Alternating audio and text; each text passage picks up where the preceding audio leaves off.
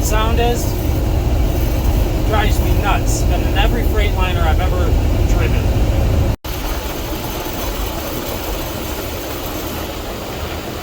So I took off the panels, right? Got the kick panel off and everything. I had to take out a bunch of freaking screws. Had to open up the door because I had one on the side, you know, right in here.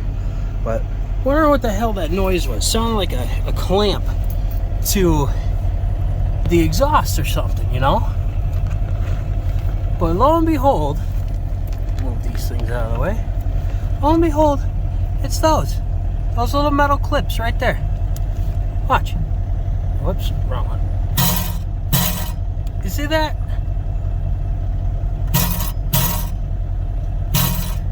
That's what you're hearing vibrating. Those little freaking clips. It was driving me absolutely nuts.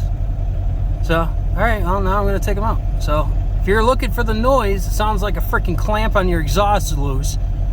And you're looking all over the place on the passenger side of a Freightliner Cascadia. That's your culprit. Freaking that. Ugh.